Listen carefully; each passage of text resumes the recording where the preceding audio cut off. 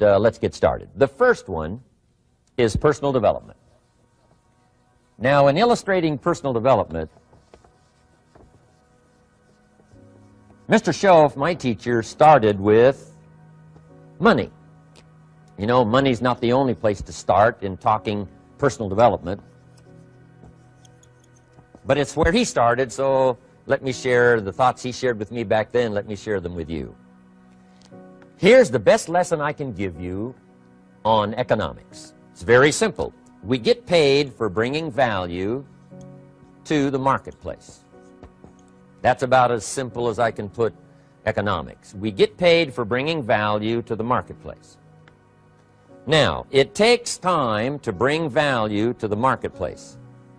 However, we do not get paid for time, so we cross that out.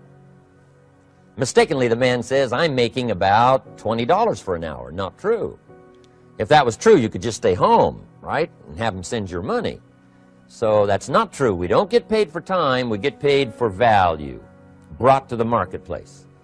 Now, since that's true, here's one of the key questions of my talk to you today. Is it possible to become twice as valuable to the marketplace and make twice as much money in the same time? Is that possible? The answer is yes. Could you become 3 times as valuable as you might be right now to the marketplace and make 3 times as much money in the same time? And the answer is yes. 5 times, 10 times? Of course. America is unique. It's a ladder to climb. It starts down here, let's say, at $5 an hour, and it keeps going up. Top income last year, $80 million. The guy who runs Coca-Cola. Now, that's a heck of a ladder. That's why everybody wants to come here, right? The boat people are not headed for Vietnam. People haven't plotted and schemed for 50 years saying if I could just get to Poland, everything would be okay. Not true. Everybody wants to come to America. And the reason is because we've got the best wind ever blowing in our favor. We've got the best economic opportunity anybody's had in 6,500 years. And all you have to do is understand it and take advantage of it. Now, there's some key questions to ask here. Why would the marketplace pay someone only $5 an hour? Very simple answer. They're not very valuable to the marketplace. Now, we must underline to the marketplace. This person might be a very valuable brother, yes. Member of the family, valuable, yes. Valuable member of the church, of course. Valuable citizen of the country, yes. Valuable in the sight of God, no doubt. We're all of equal value in the sight of God. But if you're not very valuable to the marketplace, you don't get much money. You say, well, it shouldn't be that way. Well, then you got to start your own country. You know, this one's been in process for 200 years, and this is the best we've been able to come up with so far. But here's the key. You don't have to stay here. Now, there was a big debate in Congress last year that this $5 was not enough, should be 6, should be 6, should be 6. But we don't need legislation. 6 is already on this ladder. The next step up. You know, if you work for McDonald's, they'll pay you $5 an hour to take out the trash. If you whistle while you take out the trash, they'll pay you $6 an hour. So we don't need that legislation. You just need to take lessons on how to whistle. Have a good attitude. Now, as you begin to climb this ladder, why would the marketplace pay some people $50 an hour? Answer, evidently, they must be more valuable to the marketplace. 10 times more valuable. And is that possible for someone to be 10 times more valuable and earn $50 an hour instead of 5? And the answer is yes. That's what America is all about. Now, why would the marketplace pay some people $500 an hour? Evidently, this person must be much more valuable to the marketplace. That's what's important to understand, to the marketplace. And would the marketplace pay one person $80 million for 1 year's work? And the answer is, of course. If you helped a company make $1 billion, would they pay you $80 million? I'm telling you, it is possible. And that's why America is so exciting. That's why this financial ladder is so exciting. It's possible for all of this to come true for all of you, no matter where you start. As a student in school, just getting started out there in the workplace, This is all possible for you. Now, Mr. Schoaf gave me the clue on how to climb this ladder as high as I wanted to climb.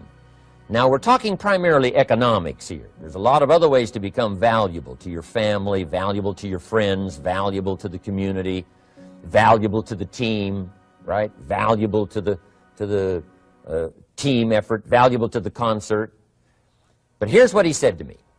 In climbing this ladder economically, all you have to do is work harder on yourself than you do on your job. Once I heard that, it made sense to me. I kept hoping that everything else would change around me, found out that if I went to work on myself, worked on my skills, worked on my language, if I became better than I was each year, if I grew in skills and language and vocabulary and competence, then I would become attractive to the marketplace. Not very long ago, a company called me and said, Mr. Rohn, we're expanding internationally. We'd like to have a bit of your expertise to help us. Would you give us a bit of your time? We'll add some millions to your fortune. And I said, okay. And I thought later, isn't that interesting? They would call me. Then my second thought was, of course they'd call me. Who else would they call? I can get the job done. Now, what a contrast for me, farm boy from Idaho, raised in obscurity, parents of modest means, broke when I was 25.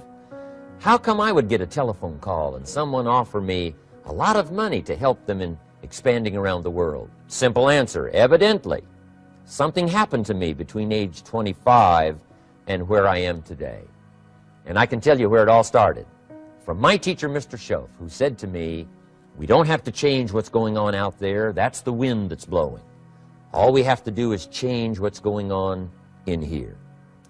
And now there's several ways to do that on personal development. And let me give you those ways. Here's the first one. We must learn from personal experience. Pretty simple. Learn from what happens to you. Take a look back over the last few months. Did you make some mistakes? How could you correct those for the future? Take a look back over the last year. Have you done it right or done it wrong? Let's correct it for the next year. Learn from your personal experience. Mr. Schoaf asked me when I first met him, he said, Mr. Rohn, how are you doing? You've been out there now 6 years. And I said, I'm not doing very well. He said, I suggest you not do that anymore. What a simple, swift analysis to my situation. He said, if you keep doing it, the next 6 years will be like the last 6. You don't want that to happen. Let's make the changes. So learn from your personal experience. Now here's number 2, why I came to share this video experience with you today. And that, I call it OPE, other people's experiences. That's me, other people. That's your teacher, other people. That's your friends and colleagues, other people. The people you meet that can pass along to you their experiences, what's happened to them, the mistakes they made, how they corrected them, how they changed their health and changed their bank account and changed their income and changed their future. That's it, other people. Now, there's 2 kinds of people to learn from. One is failures. It's too bad failures don't give seminars, right? That would be valuable. Bring your notebook, have them tell you how they lost it all and threw it all away, threw their health away and threw their friendships away and things didn't work out well. That would be valuable. But now then we must also learn from positive, people that have done well. They've got the health, and so we ask them, how did you become so healthy?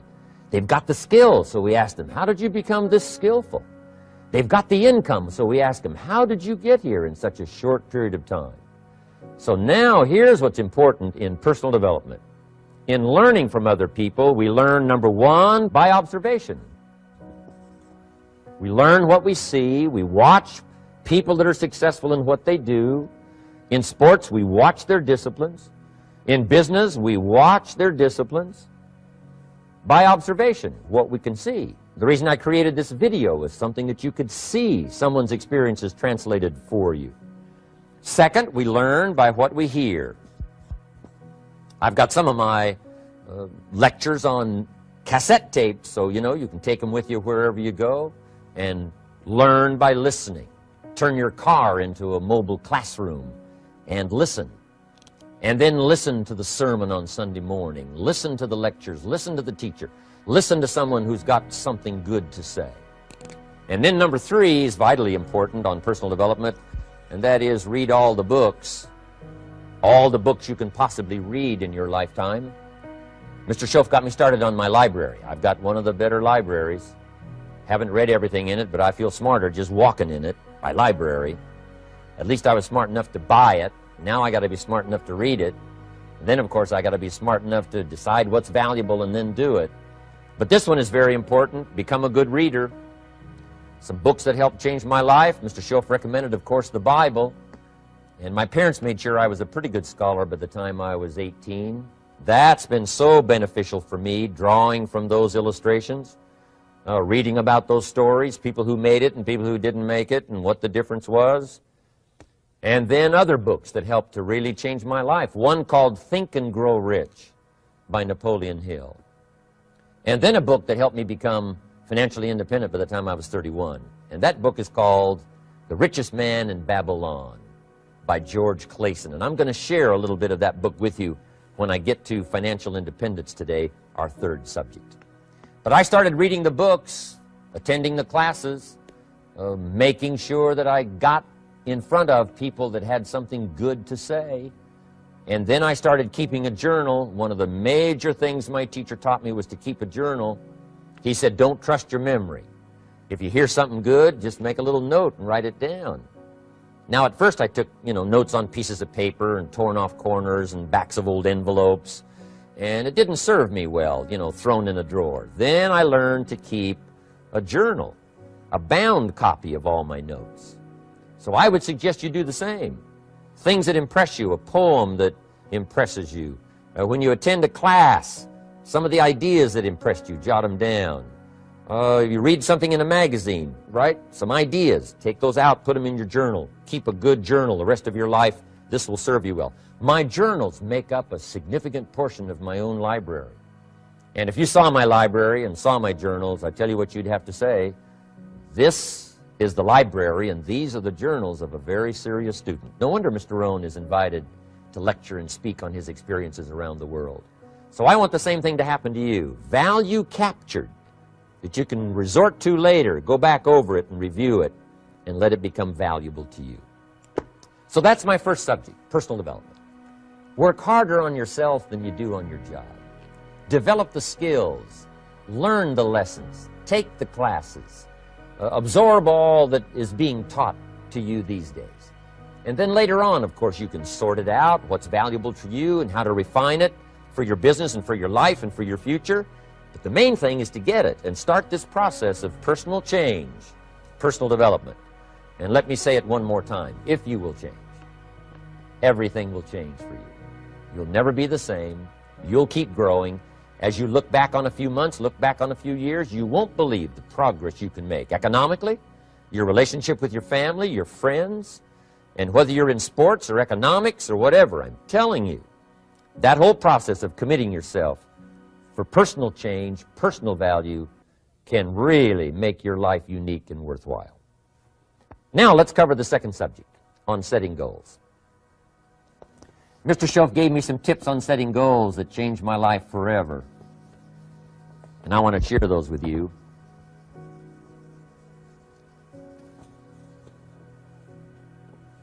So let's talk about setting goals, and I also want to tie it to personal development, and you'll see how I'm going to do it as I progress here. Setting goals.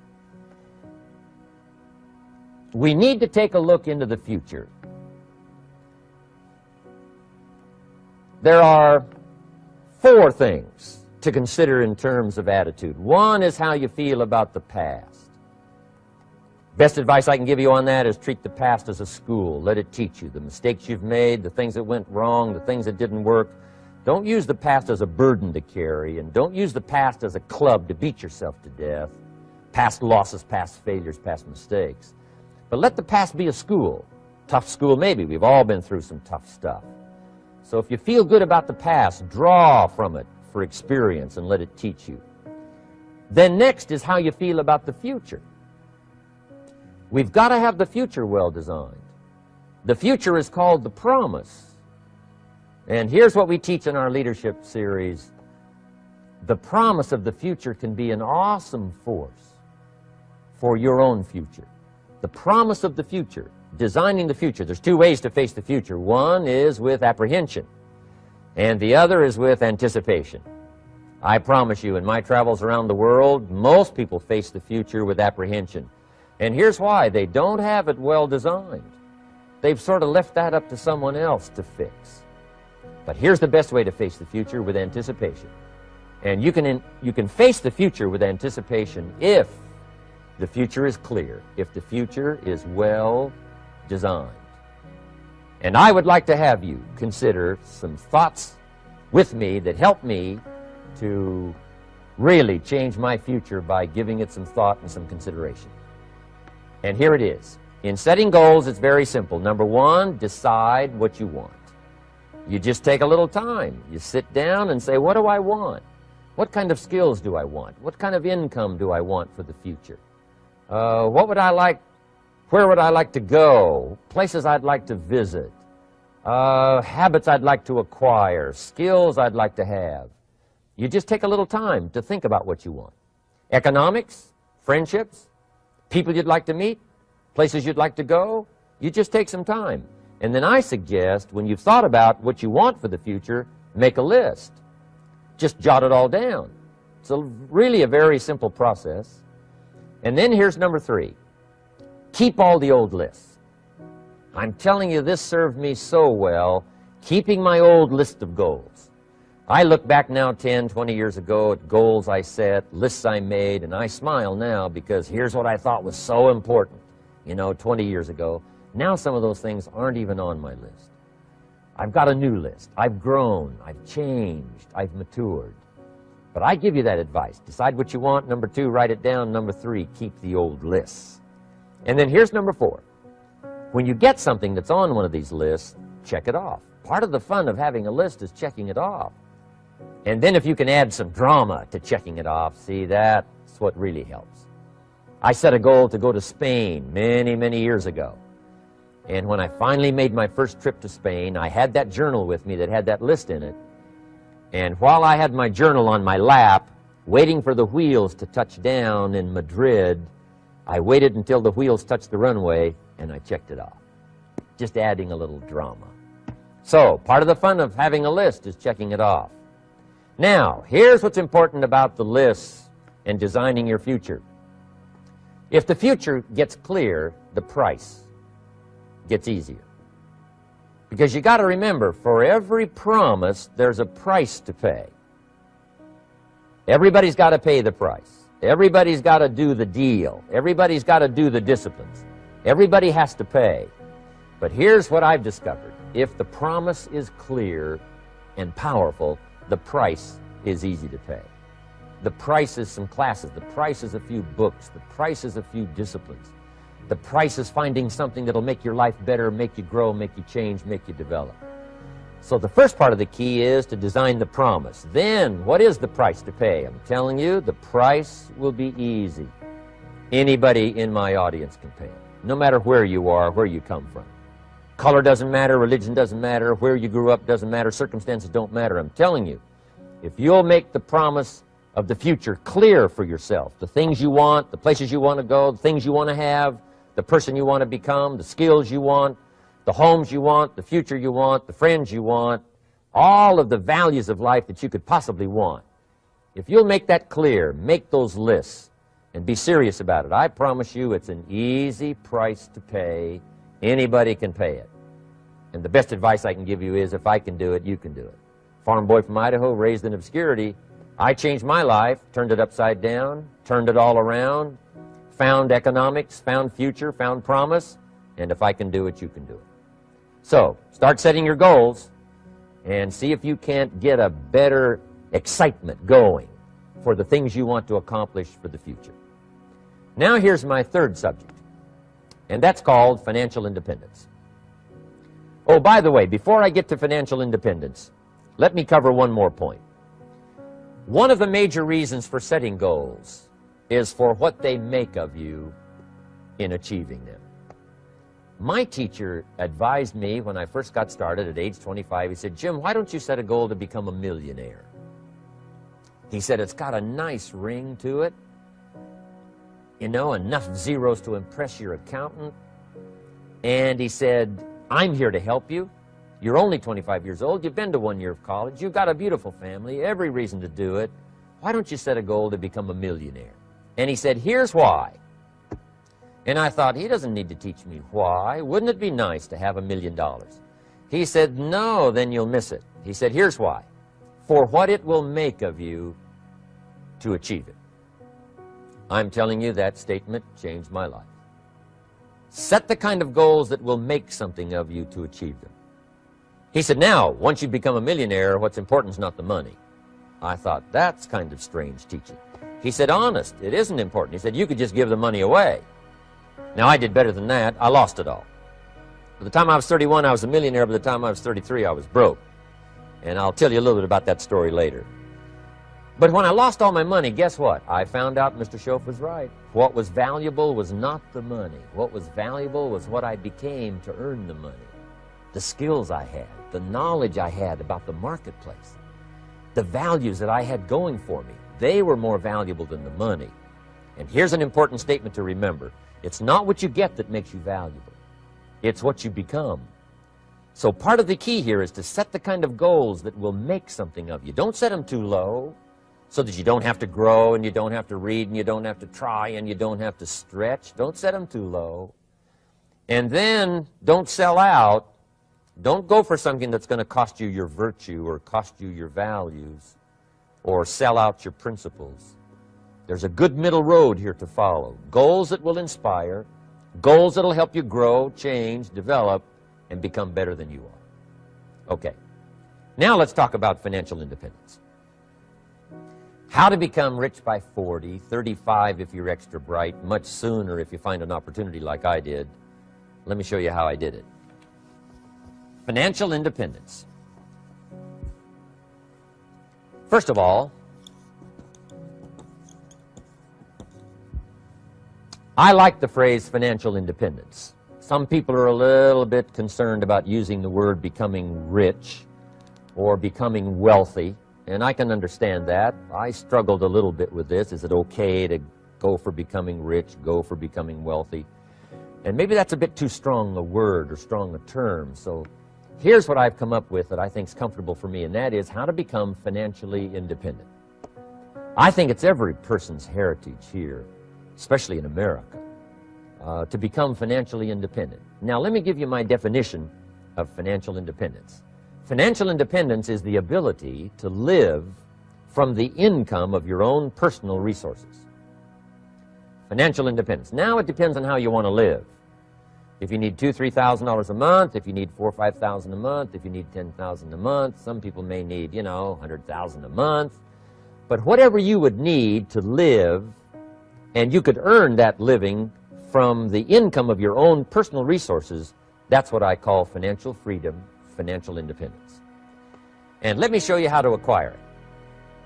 If you start at age 15, between ages 15 and 35 is 20 years. And in my personal opinion, based on my own studies and my own experience, 20 years, in my opinion, is enough time to become financially independent. If you're not, you don't live in the wrong country. Probably what's happened is you have the wrong plan. And it's easy to be a nice person with the wrong plan. I found that when I was 25 years old. I was broke at age 25, and I was a nice guy. You would have liked me. But I'm telling you, my plans up until then, especially my financial plan, left me broke. I totally changed it the next 6 years, and I became financially independent. So I know what I'm talking about. It is possible in a reasonable amount of time, 15 to 35, whatever, 20 years time, enough time. You can do it in a much shorter period of time, like I did if you want to. But this is a reasonable enough time. But here's number one. First of all, you got to have the right philosophy. Philosophy is our ability to gather knowledge and sort through it and decide what's valuable. To develop a philosophy about life, a philosophy about our health, a philosophy about our family relationships, a philosophy about economics. And if you develop the right philosophy, that's what helps to set this sail. so that in 6 years it takes you where you want to go, instead of winding up like I did that first 6 years of my economics, broke, no money, empty bank account. The right philosophy. Now let me give you a couple of philosophies to consider. Here's the first one. It's called the philosophy of the poor. And here it is. Poor people usually spend their money and invest what's left. That's the philosophy of the poor. Now here's the philosophy of the rich. Rich people invest their money and spend what's left. And here's the startling answer. It really doesn't matter what the amount is. What's most important is not the amount. What's really important is the philosophy. So I would ask you to adopt this philosophy of spending after you have invested. Invest first, then spend. And I've got a little formula that I'm going to share with you. Now, what should a child do with $1? I mean, there's a lot of debate going on, I'm sure, across the country on what a child should do with $1. Here's one opinion. It's only a child and it's only $1. What difference does it make? Well, in my opinion, it makes all the difference in the world. A person's economic future starts with a child with $1. Somebody says, oh, no, you're only young once. Let him spend it all. Well, when would you hope that would stop? Somebody says, well, wait till he's 50 and broke like me, and, and then he'll learn. Well, no, we don't want to wait that long. If I would have known earlier than age 25, I would have changed. In high school, if they would have had classes called Wealth 1, Wealth 2, I'd have taken both classes. I would not have waited until age 25. So, the earlier the better. So, what should a child do with $1? Here's the simple premise to begin with. Don't spend it all. And if a child wants to spend the whole $1, you got to say, hey, don't spend it all. Don't spend it all. They'll say, why not? It's my $1. I earned it. You say, I know you earned it, but don't spend it all. They'll still say, why not? Say, let me show you why not. So you put them in your car, take them to the other side of town, and show them where people live that spend the whole $1. You just drive them around. Kids learn best by visual. Just drive around and say, would you like to live here? Kid says, no. Would you like to live like these people live? Kid says, no, no. Then you can't spend the whole $1. So, kids will get the message. So, take them to the other side of town, show them around, unless you already live there, and then just show them around. Anyway, don't spend the whole $1. Now, let me give you my best view of what to do with $1. And I promise you, if you started at age 15, now if you're over 15, right, you've still got plenty of time. You still got 20 years. If you're 30, you still got 20 years. I mean, you still got plenty of time to start what I'm about to share with you. What to do with $1. Here's my first bit of advice. Never spend more than 70 cents. Never spend more than 70 cents. Now, you got to pick some number, and the number you pick is going to be determined by your philosophy. It's going to be determined by what you've been taught or your experience teaching yourself. When I first met my teacher, Mr. Schoaf, I was at about 110% of each dollar. I'm down at budget finance, hawking my furniture and my car one more time. And then I learned a whole better formula for financial independence. Number one, don't spend more than 70 cents. Now, kids say to me, well, okay, what do I do with the other 30 cents? And here's what I teach them. 10 cents for charity. Charity or church, or helping people that can't help themselves. 10 cents to support worthy projects. Projects that you feel good about. 10 cents out of every $1. It's called being generous with part of what you've taken out of society. Now, in my opinion, nothing teaches us character better than generosity. No class, no teacher, no book teaches character better than generosity. And the best time to start is when the amounts are small. And I know if kids learn these lessons well, they'll give a dime out of $1, help people that can't help themselves, support worthy projects.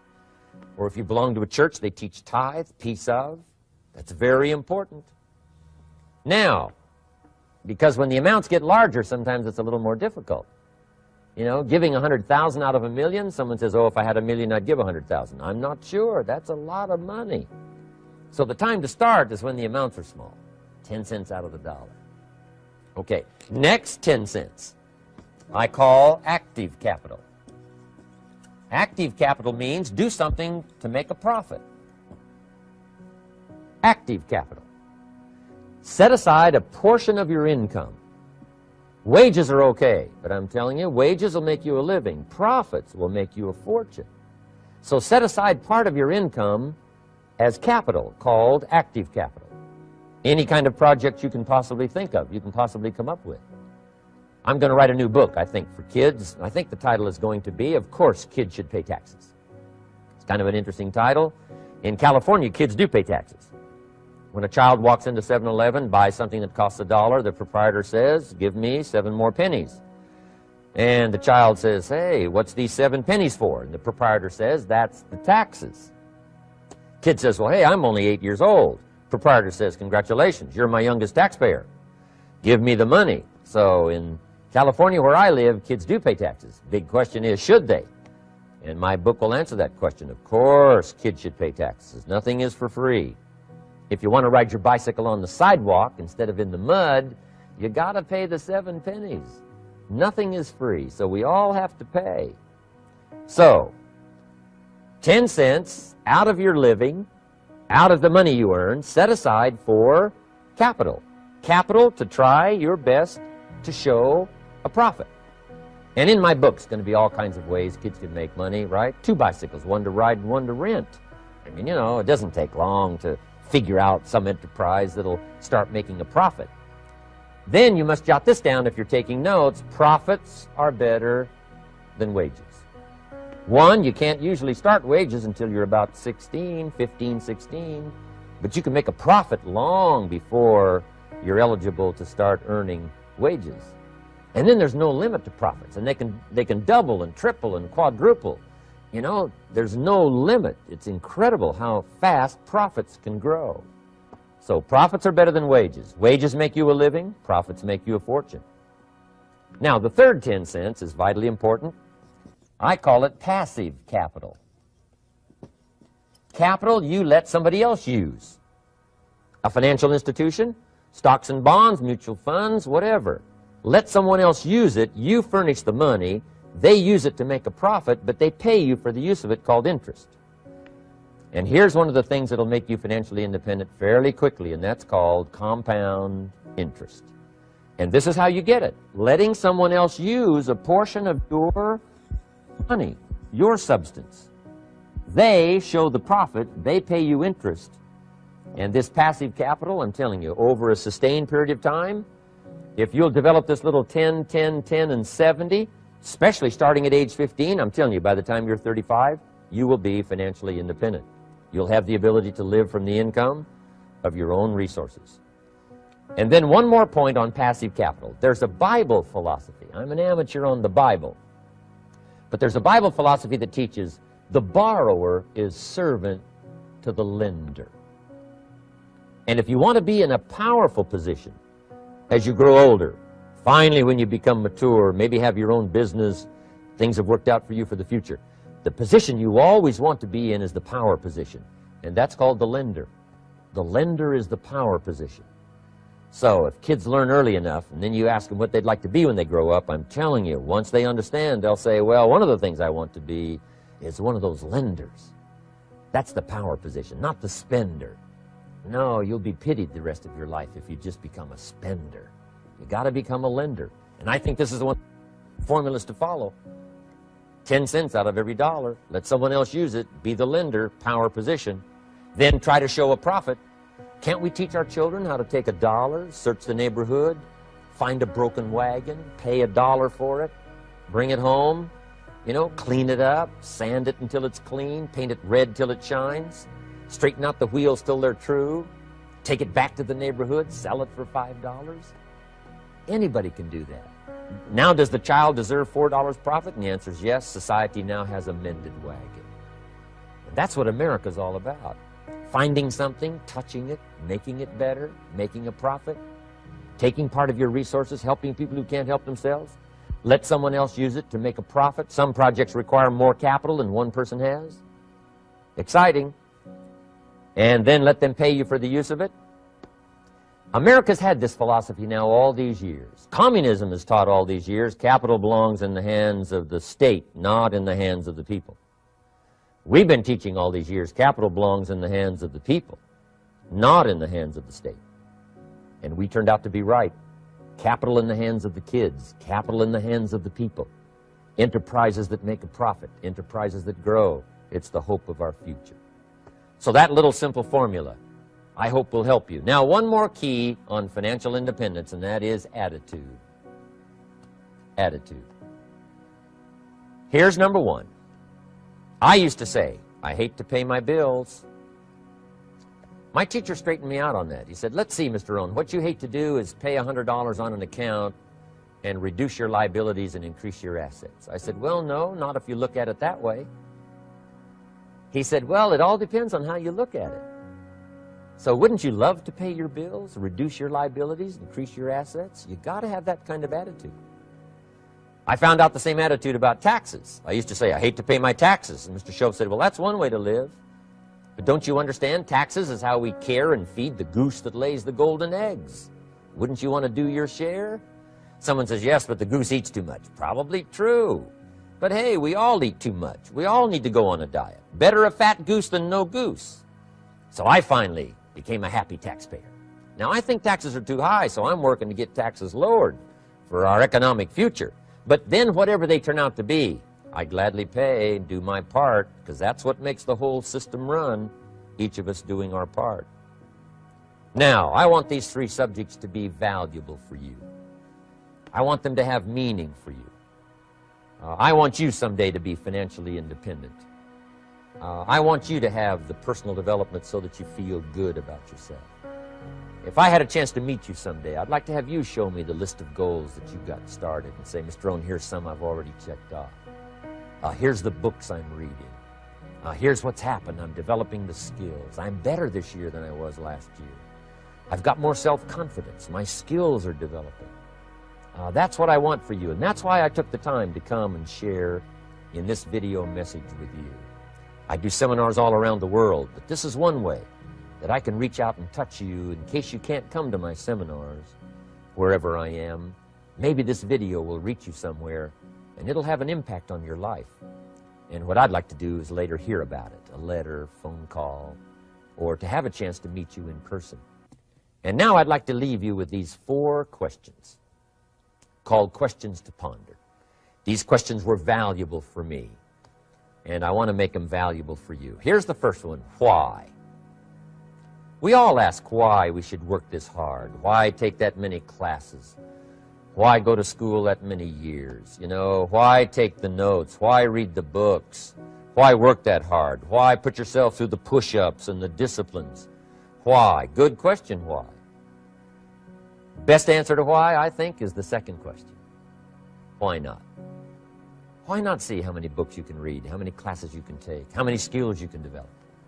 Why not see how valuable you can become to the marketplace and to your friends and to your family? Why not see what you can make of yourself? Why not see how far you can go, how much you can see, how much you can earn, how much you can share?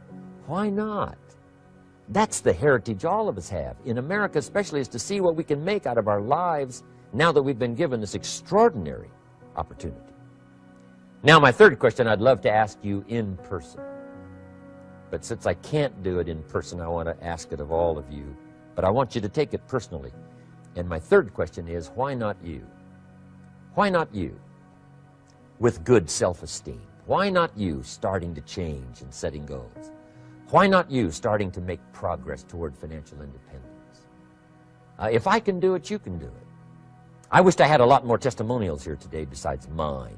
A whole steady stream that would come by and tell you their story. Someone who started with nothing, finally run a big enterprise. A mother who was on welfare, now she owns her own business. In addition to my story, I wish I had a lot more.